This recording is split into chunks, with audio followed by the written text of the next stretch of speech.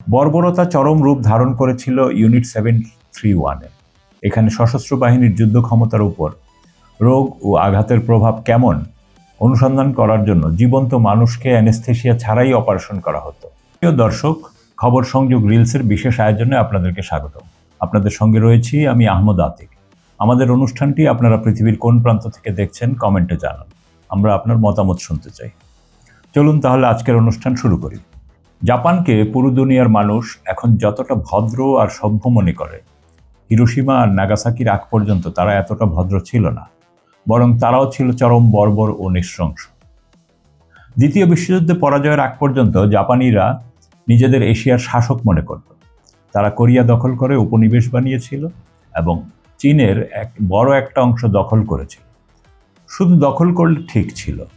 বর্তমান চীনের হারবিন শহরে জাপানিরা একটি কুখ্যাত গোপন সামরিক পরীক্ষাগার গড়ে তুলেছিল, যেখানে গোপন গবেষণা পরিচালনা করা হতো। বিশেষ করে জৈব ও রাসায়নিক অস্ত্র নিয়ে ব্যাপক গবেষণা চালিয়েছিল তারা। আর তাদের এই গবেষণাগুলোর শিকার হয়েছিল চীনের বেসামরিক নাগরিক ও যুদ্ধবন্দীরা। এসব মানুষের উপর তারা বিভিন্ন জীবাণু ও ব্যাকটেরিয়ার পরীক্ষা চালিয়েছে।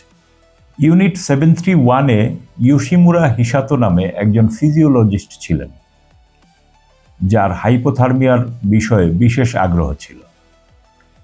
তিনি অঙ্গপ্রত্যঙ্গের আঘাত নিয়ে মারুতার গবেষণার অংশ হিসেবে নিয়মিত বন্দীদের হাত পা বরফ ভর্তি পানির মধ্যে ডুবিয়ে রাখতেন এবং ততক্ষণ পর্যন্ত ধরে রাখতেন যতক্ষণ না হাত বা পা পুরোপুরি জমে গিয়ে চামড়ার উপর বরফের আস্তরণ তৈরি হতো।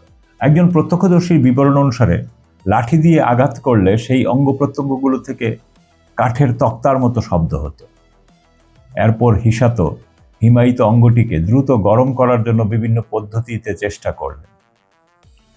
কখনো তিনি অঙ্গটিতে গরম জল ঢেলে, কখনো খোলা আগুনের কাছে ধরে, কিংবা ব্যক্তিটির নিজের রক্তে তা গলতে কতক্ষণ সময় লাগে তা দেখার জন্য সেটিকে সারা রাত চিকিৎসা ছাড়াই রেখে দিত। বর্বরতা চরম রূপ ধারণ করেছিল ইউনিট 731-এ। এখানে সশস্ত্র বাহিনীর যুদ্ধ ক্ষমতার উপর রোগ ও আঘাতের প্রভাব কেমন অনুসন্ধান করার জন্য জীবন্ত মানুষকে অ্যানেস্থেসিয়া ছাড়াই অপারেশন করা হতো এবং অঙ্গচ্ছেদ করা হতো। আর এই গবেষণার জন্য অসংখ্য চীনা, কোরীয়, মঙ্গোলীয় এবং রুশ নাগরিকদের জীবন দিতে হয়েছে। একইভাবে বায়োনেট, তলোয়ার এবং ছুরি নিয়েও গবেষণা করা হতো। এই পরীক্ষাগুলোর জন্য জীবন্ত বন্দীদের বেঁধে রাখা হতো। পৃষ্ঠজনিত আঘাতের গবেষণার জন্য বন্দীদের উপর ভারী বস্তু ফেলা হতো। আবার মানুষ খাদ্য ও পানি ছাড়া কতক্ষণ বাঁচতে পারে তা জানার জন্য পরীক্ষা করার জন্য বেছে নেওয়া বন্দীদের খাদ্য ও পানি দেওয়া বন্ধ করে দেওয়া হতো এবং রক্ত সঞ্চালন ও রক্ত জমাট বাঁধার প্রক্রিয়া অধ্যয়নের জন্য ভুক্তভোগীদের কেবল সমুদ্রের পানি পান করতে দেওয়া হতো, অথবা তাদের শরীরে বেমানান মানব বা পশুর রক্তের ইঞ্জেকশন দেওয়া হতো। ইউনিট 731-এ সিফিলিসের মতো যৌন রোগেরও পরীক্ষা করা হতো। রোগটির কার্যকর সংক্রমণ নিশ্চিত করার জন্য সিফিলিসে আক্রান্ত পুরুষদেরকে তাদের নারী ও পুরুষ সহবন্দীদের শ্লীলতাহানি করার আদেশ দেওয়া হতো, যার মাধ্যমে রোগের সূত্রপাত পর্যবেক্ষণ করা হতো। যদি প্রথমবারে সংক্রমণ না ঘটত, তবে সংক্রমণ না ঘটা পর্যন্ত আরও শ্লীলতাহানির ব্যবস্থা করা হতো।